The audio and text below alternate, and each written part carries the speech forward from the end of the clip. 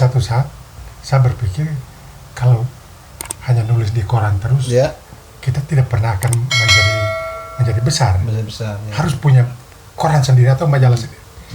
Akhirnya saya sama Mateus Solak dari Karangora terbitkan majalah Ekonomi Pandu.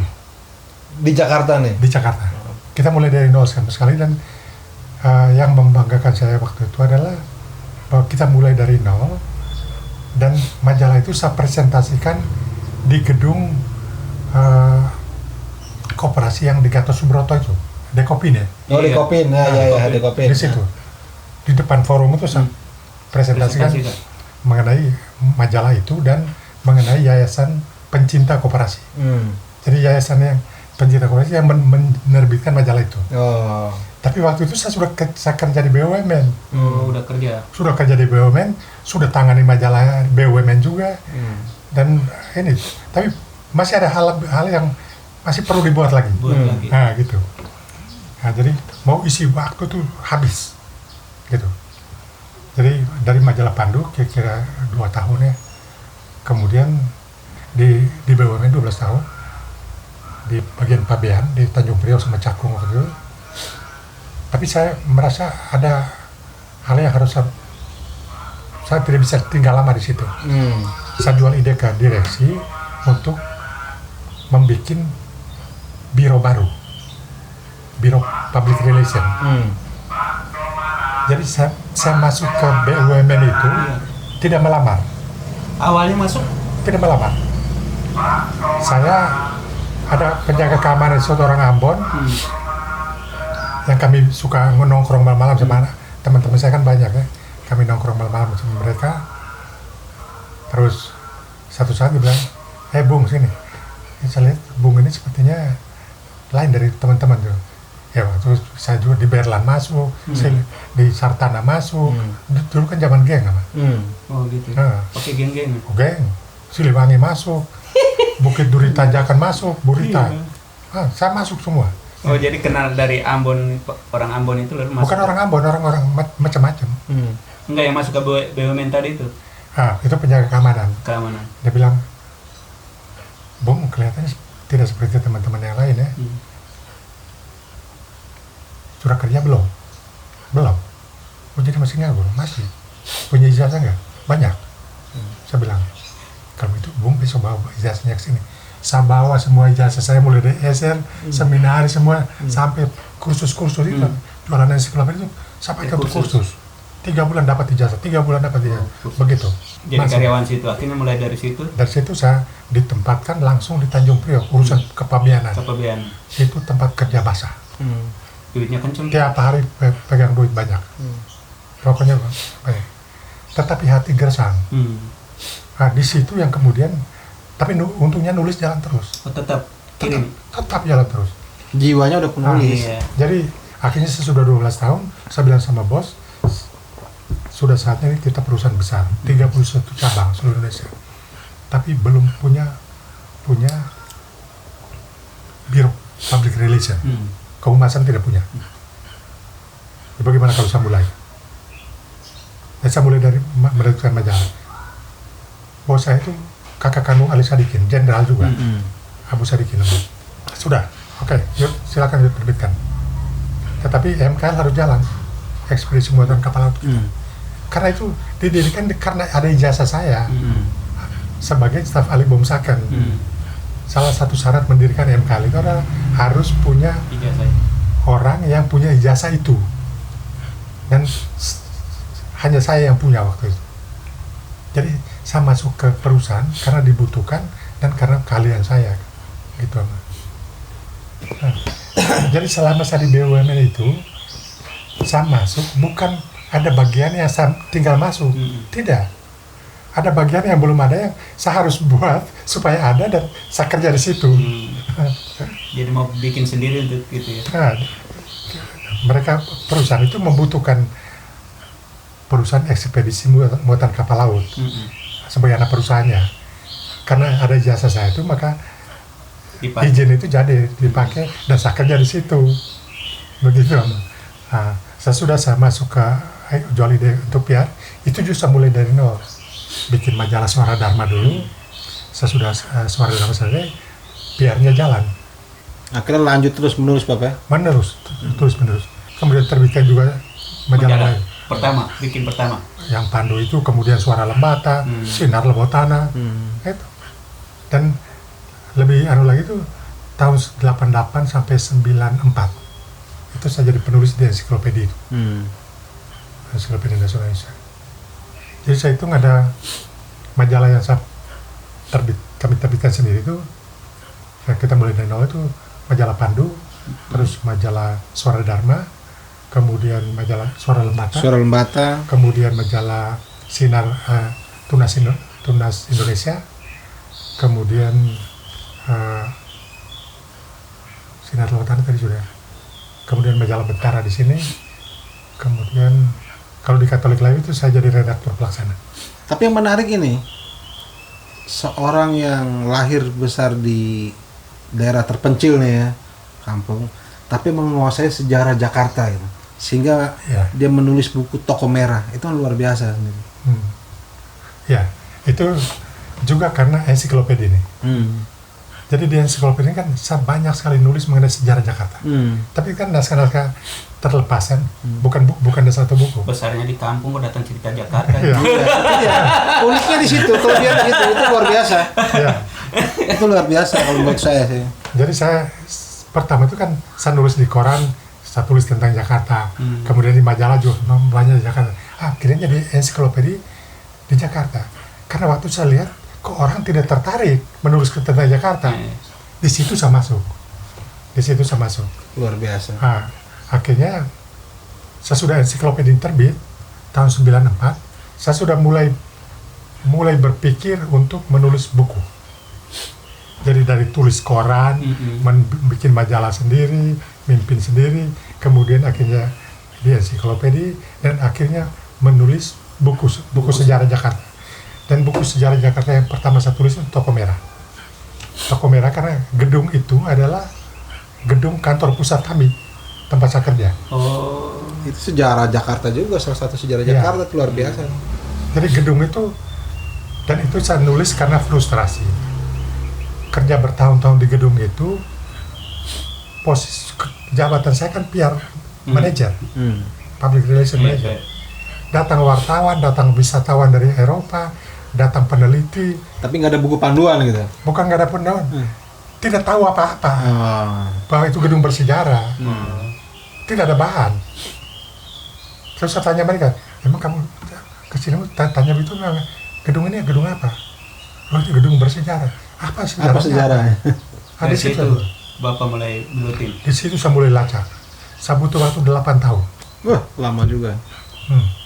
8 tahun untuk melacak sejarah Toko Merah itu.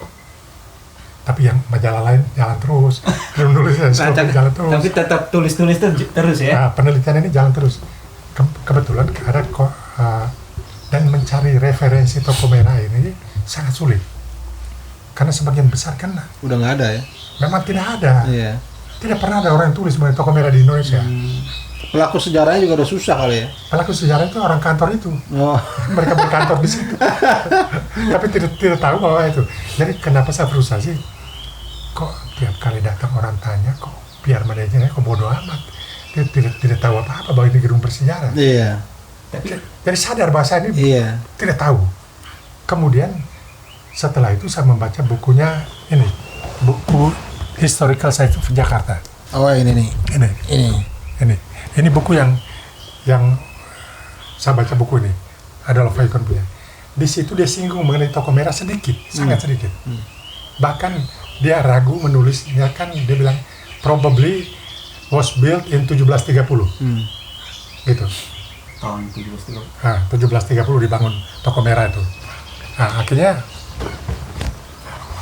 jadi frustrasi kedua ini karena ini sedikit. Berarti saya mesti cari lebihnya. Ketemulah Ali Sadikin, Haji Damais, kemudian Kepala Dinas Permuseuman waktu itu pertama kali. Sejak saat itu semua gubernur dan kepala dinas itu teman saya sampai hari ini.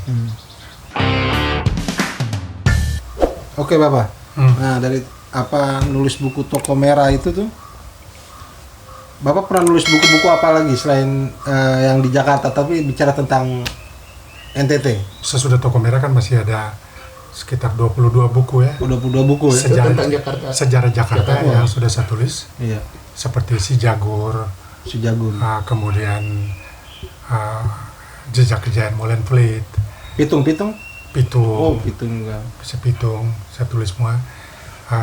Saya hitung sudah sekitar 22 buku Tentang Jakarta. tentang Jakarta. Padahal orang Lembata. Ya, Cuma orang NTT tentang Jakarta. jauh sekali sebenarnya itu. Dan itu tidak hanya diterbitkan oleh Dinas Pariwisata DKI, Oh iya. tetapi juga sekarang diterbitkan oleh Erlangga. Nah, Oh, Erlangga. Kota Tua Jakarta ini Hmm.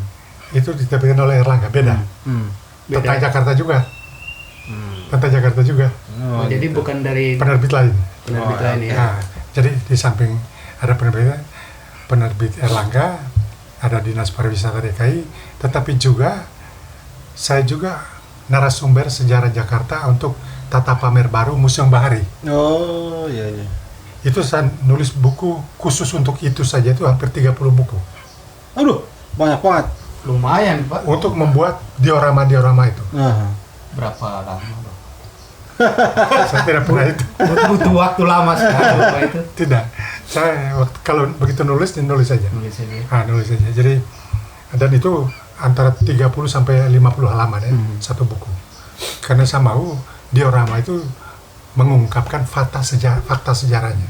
Bukan bikin asal bagus saja. Saya juga narasumber sejarah Jakarta untuk Yayasan Warna-Warni Indonesia yang dipimpin Ibu Akbar Tanjung. Itu kami lebih fokus pada buku-buku sejarah Jakarta khusus untuk anak sekolah. Oh, gitu. Sejarah Jakarta tapi nama Jadi buat pendidikan anak sekolah ya. Nama Betawinya nggak ada. Ya, gitu. Pernah ada yang tanya saya, Anda orang Flores, kenapa? Saya bilang tidak, saya bukan orang Flores, saya orang Lembata. Saya orang Lembata, bukan orang Flores. Kenapa saya sebagai orang Lembata saya tertarik menulis sejarah Jakarta? Ya pernah ada orang Betawi tanya saya begitu, saya jawab aja, ya karena orang Jakarta tidak tertarik. Ya karena jauh sekali gitu loh. Jadi saya tertarik, saya tulis. Di samping sejarah Jakarta, saya juga menulis untuk sejarah Banten ada 3. Banten juga. Banten, 3 buku. Satunya itu paman dari Prabowo Subianto yang gugur di Lengkong ya. Itu judulnya Subianto Joyo Hadikusumo di Panggung Sejarah.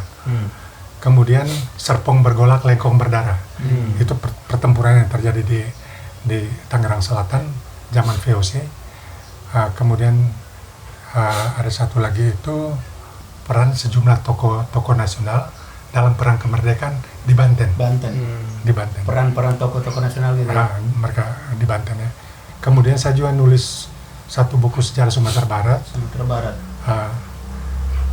Saya nulis mengenai 5 tokoh bersaudara. 5 tokoh bersaudara yang adalah tokoh nasional. Yang satu itu Syekh Ahmad Khatib Al-Minangkabawi, itu imam di Masjid Agung Mekah. Itu guru dari pendiri Muhammadiyah dan pendiri NU. Itu dia. Kemudian dia punya ponakan, saya tulis juga, dia punya ponakan adalah Haji Agus Salim. Kemudian Haji Agus Salim punya ponakan itu Sultan Syahrir dan Rohana Kudus. Rohana Kudus itu wartawati Indonesia pertama. Kemudian Rohana Kudus dan Sultan Syahrir ini punya ponakan Khairil Anwar. Dalam 5-nya dalam satu buku. Keren. Berapa hari di Sumatera Pak? Keren. 2 minggu ya. 2 minggu ya untuk gali. 2 minggu. Jadi judulnya juga saya tanya orang Minang. Judulnya Limo Urang Gadang Badun Sanak. Itu namanya 5 orang besar bersaudara Badun Sanak dari Koto Gadang. Dari Kota Gadang. Kota Gadang. Kota Gadang itu kampung kecil. Tapi kampung yang penuh sarjana. Dari zaman Belanda. Dan yang terakhir saya nulis atas permintaan Gubernur Aceh, saya diminta nulis mengenai Malahayati.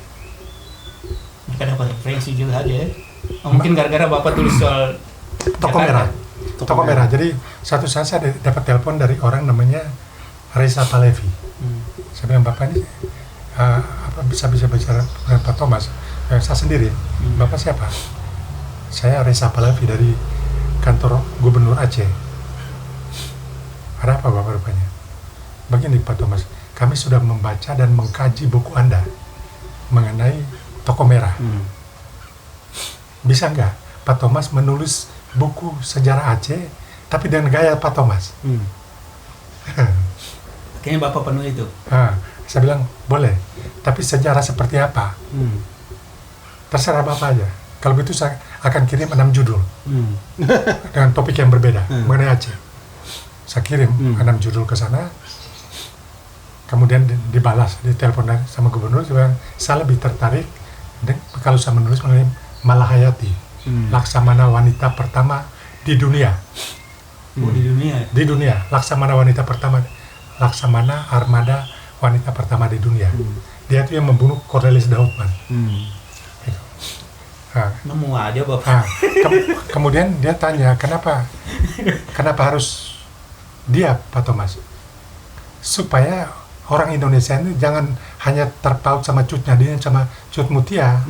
Ada yang jauh lebih hebat lagi. Hanya dengan syarat, saya boleh ke Aceh, siapkan saya 1 mobil dan sopir, siapkan saya 3 sejarawan. Pegawai dinas yang lain tidak boleh ikut kalau saya lagi penelitian, karena mereka bikin kacau. pasti tidak nyambung. Kalau saya ke makam Cut Nyadin, saya meneliti mengenai makam, dibuat dari apa, ukurannya berapa, apa saja yang ada di situ. Dan tidak hanya buku itu di Aceh, tapi kemudian diorama di Museum Bahari, ada diorama Malahayati. Itu kita bicara mengenai tulis, tapi ternyata masih ada tugas lain di luar itu. Jadi mungkin karena saking banyaknya saya tulis mengenai sejarah Jakarta, orang berpikir bahwa saya ini tahu banyak. Akhirnya saya sering sekali jadi guide. Kemudian Toko Merah ini sudah menghasilkan banyak sarjana S1. Saya pandu mereka menjadi sarjana. Jadi mereka datang bikin penelitian di sana, referensinya buku saya, kemudian wawancara saya sebagai penulisnya, dan jadilah skripsi mereka. Dan ada satu baru dari Mercu Buana, yang paling ujung merah itu. Itu S2 di Mercu Buana. Di situ saya merasa bahwa Bermanfaat sebagai penulis kita menjadi orang yang bermanfaat. Itu saja. Dan itu sudah tercapai. Dan susah cari orang Bapak yang untuk mau menggelutin hal-hal seperti ini, orang-orang tertentu. Nah, kira-kira Bapak mau lanjutin menulis lagi atau sampai kapan menulis? Menulis itu sampai Tuhan bilang Stop.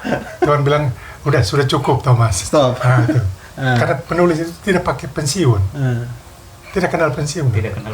Nah, sekarang buku-buku yang akan muncul lagi yang Bapak sedang kerjakan ada juga? Ada. Buku yang sedang saya kerjakan itu di Lembata itu kan setelah Lamelu Silako, kemudian Anis Keraf, biografi ya? Biografi, kemudian Sejarah Lembata ini kan kita akan terbitkan. Oh, berarti akan segera terbit ya? Akan segera terbit. Ini isi tentang apa Bapak? Isi kupas tuntas mengenai sejarah Lembata, sejarah dan budaya Lembata. Sejarah dan budaya Lembata. Dan perjuangan otonominya. Otonomi Lembata ya? Ya, jadi buku ini mungkin orang butuh waktu lama untuk membacanya. Tapi untuk saya tidak masalah. Iya. Untuk saya tidak masalah. Orang Ile-Ape cukup baca bagian Ile-Ape saja juga tidak apa-apa. Iya. Orang Kedang baca Kedang nggak apa-apa. Orang Nagawutun baca Nagawutun tidak apa-apa. Warawatu nggak apa-apa. Orang Lamalara baca bab Lamalara tidak apa-apa. Untuk saya tidak masalah. Yang penting untuk saya adalah bahwa buku ini semoga menjadi pencerahan bagi generasi ke depan bahwa Lembata ini punya sejarah. Punya sejarah. Harus itu, betul, penting. Jadi anak-anak generasi muda aja tahu punya sejarah gitu. Punya sejarah dan punya budaya. Iya. Punya budaya. Yang begitu kaya ya. Sehingga di judulnya adalah Lembata dalam Pergumulan Sejarah dan Perjuangan Otonominya. Kemudian di Sekapur Siri itu sebenarnya saya sudah menjawab isi buku ini. Memotret geliat Lembata dalam pergumulan sejarahnya untuk menemukan kembali jati diri dan kearifan lokal Lembata sebagai modal sosial dalam pembangunan. Kenapa saya katakan begitu? Karena jati diri sudah mulai suram. Oh gitu. Akhirnya Bapak harus tulis baru lagi nih ya. Ini menurut versi penulis ya. Menurut versi saya, penulis ya. Banyak yang sudah kita lupakan. Ya semoga jangan kita lupakan ya. Ya, sehingga epilog buku ini ya Pitau menulis di sini dengan sangat bagus. Dia bilang apa di buku ini? Lembata dan fundasi rumahnya. Fundasi rumahnya itu adalah budaya dan sejarahnya. Itu. Nah, sementara saya menutup buku ini dengan judul Cintailah Lembata Masa Lalu untuk Lembata Masa Depan. Luar biasa, mantap. Itu. Jadi ini kita juga perlu nantikan nih buku ini terbit nih. Kira-kira kapan Bapak nih? Buku ini mestinya sudah terbit ya, tapi mungkin sebulan 2 bulan ke depan Bapak ya sudah mulai ya. Sebulan 2 bulan ke depan karena hanya tinggal nunggu sambutan ini Mendagri. Ada Mendagri juga kasih sambutan ya. Jadi yang luar biasa. Membuat sambutan di sini adalah Gubernur NTT dan Mendagri, Menteri Dalam Negeri Tito. Tito. Kalau nanti ada satu tangga lagi saya ke atas, saya akan jalan. Siap. Gitu. Siap. Minta Bapak Presiden. Saya akan jalan, tapi ya itu kita namanya juga usaha. Iya. Tapi yang mewakili kita semua dalam buku ini adalah Pak Sulaiman. Bapak Sulaiman ini. Dia akan Sulaiman Hamzah. Dia akan memberikan sambutan dalam buku ini. Siap. Ya, jadi kemudian pertanyaan ini mengenai Lembata, mengenai NTT itu ada satu buku yang saya sebenarnya sudah cukup lama siapkan. Buku ini Lembata selesai karena gubernur yang memberi sambutan, saya akan langsung ngomong sama gubernur nanti. Yaitu jejak 4 navigator kondang dunia yang pernah mendarat di Alor, di Livao, di Kupang, dan di Sabu. Itu udah buat apa? Sudah. Tinggal jadi buku? Tinggal jadi buku. Kerangkanya sudah ini dan semua ceritanya itu sudah terkumpul dan datanya otentik. Jadi di situ kita akan bicara mengenai Pigafetta yang mampir di Halo dan di Batu Tara sana di Lembata. Kemudian kita bicara mengenai Dampir, navigator dari Inggris yang mendarat di Livao. Kemudian Willem Blake yang mendarat di Kupang mencari sukun ke Hawaii, tapi ketemu sukun yang bagus di Bagunase. Kemudian James Cook yang mabok tuak di Sabu. Nah, jadi judulnya James Cook mabok tuak di Sabu. Itulah kita luar biasa ya, Bapak Thomas ini ya. Orang dari desa kecil tapi pengetahuannya luas di Indonesia tentang sejarah-sejarah di berbagai macam provinsi. Luar biasa sekali. Nah Bapak, kira-kira Bapak punya masukan nggak buat para penonton kami untuk khususnya yang muda-mudi lah, yang merantau kan di mana saja lah, kiat untuk kunci-kunci kita untuk menjadi orang dan menjadi orang sukses itu seperti apa Bang? Ya, pesan untuk anak-anak muda, generasi muda kaitan dengan penulisan buku. Ya, pertama untuk menjadi penulis yang baik harus menjadi pembaca yang baik. Iya. Ya. Tidak pernah ada yang penulis yang baik tanpa membaca. Itu hukumnya mutlak. Mutlak ya? Hukumnya mutlak. Karena dengan membaca kita membuka wawasan kita untuk mengenal dunia. Dan sesudah mengenal dunia, jadilah tulisan. Ya. Kedua, tidak hanya berhenti di membaca, tapi berusaha untuk mengungkapkan kembali apa yang kita baca. Ya. Untuk orang lain. Untuk orang lain. Harus berbagi ya Bapak? Harus berbagi. Menulis itu bukan untuk diri. Saya menulis untuk pembaca. Bukan saya menulis supaya pembaca tahu bahwa saya bisa nulis. Bukan.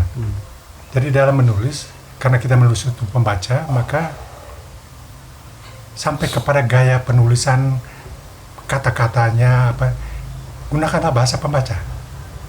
Kadang-kadang orang keliru untuk menulis dan bahasa yang tinggi-tinggi untuk menunjukkan bahwa seolah-olah itu intelek. Tapi itu kan menyulitkan pembaca untuk memahami. sedapat mungkin disederhanakan sampai pembaca itu tidak tanya lagi. Iya. Dia mengerti apa yang ditulis oleh penulis ya. Penulis langsung. Makanya kenapa buku sejarah saya, walaupun oleh sejarawan dianggap bertentangan dengan penulis-penulis sejarah yang sudah punya nama, tapi saya tetap pada prinsip saya bahwa saya menulis untuk pembaca, dan dari situ ya mendapat manfaat ya, karena kita menulis, kalau kepuasan seorang penulis adalah kalau sampai tulisannya itu bermanfaat untuk orang lain, dijadikan referensi misalnya bukunya, itu sudah kepuasan betul. Dan bahwa saya menghasilkan buku banyak itu juga bukan karena kehebatan saya, bukan, tapi ya bahasa saya karena kasih Tuhan aja. Tuhan kasih saya talenta, saya tidak kuburkan itu talenta, saya manfaatkan, dan Tuhan bilang udah bagi-bagi kepada yang lain. Ya, harus berbagi ya. Ya, harus berbagi. Pengetahuan itu harus berbagi. Iya. Itu baru kita menjadi orang yang bermanfaat juga, sehingga penulis dengan delta terakhir adalah menjadi penulis yang bermanfaat. Itu saja. Mantap. Nah, mungkin yang terakhir itu maksudnya kita di NTT kan budaya apa tuh banyak, jadi mungkin di sekolah-sekolah itu harus ada mulok ya khusus budaya kita per daerah itu harus ada ya Bapak? Ada. Itu wajib sebenarnya hukumnya. Itu hukumnya sangat wajib karena di Lembata sendiri pada tahun 99 kita terbitkan edisi khusus otonomi itu. Saya kaget sekali karena ternyata majalah itu dijadikan mulok di sejumlah sekolah. Jadi betapa orang minim pengetahuan sejarah, sehingga majalah pun dijadikan menjadi bahan mulok. Itulah sebabnya kenapa yang juga mendorong saya untuk menulis mengenai sejarah Lembata ini. Itu karena kearifan lokal itu akan terungkap. Dan karena harus ada tahu sejarah sehingga kita bisa hidup dan tinggal situ karena berdasarkan sejarah dan berdasarkan tempat itu gitu loh. Ini bahwa sejarah adalah guru kehidupan. Historia vitae magistra est. Itu sambutan gubernur. Iya. Nah, itu artinya apa? Bahwa kita belajar dari sejarah. Banyak orang tidak belajar dari sejarah sehingga hancur karena tidak tahu itu. Kita mengalami hal yang menurut saya itu aneh. Sejak SR sampai SMP sampai SMA, kita dicekoki dan hafal luar kepala mengenai sejarah di luar kampung kita. Kampung kita. Sementara di kampung kita sendiri kita tidak tahu sejarah. Nah, saya bisa hafal luar kepala perang di Ponorogo, perang di Aceh, perang Bonjol, tetapi Polo Ama tenggelam. Ya kan? Model seperti itu. Atau perang Paji Demong. Itu kalau diungkap itu luar biasa. Saya juga tidak tahu posisi Paji apa Demong juga tidak tahu karena tidak tahu sejarah. Bisa jadi. Itu di sini kupas tuntas. Oh iya.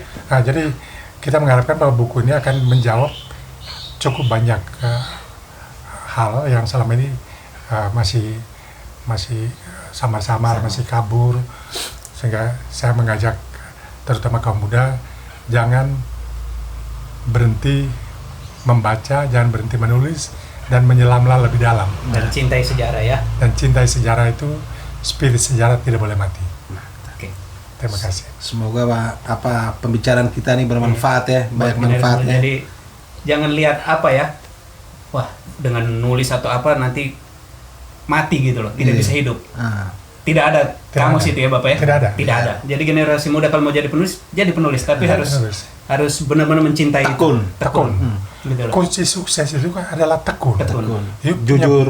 Jujur. Dia punya bakat sehebat apapun, tapi kalau tidak tekun juga percuma. Harus tekun. Kita kerja keras. Iya, betul. Kerja keras dan menekuni. Dan mencintai profesinya juga. Mencintai profesi itu. Ya. Oke, mantap, luar biasa ya. Ya.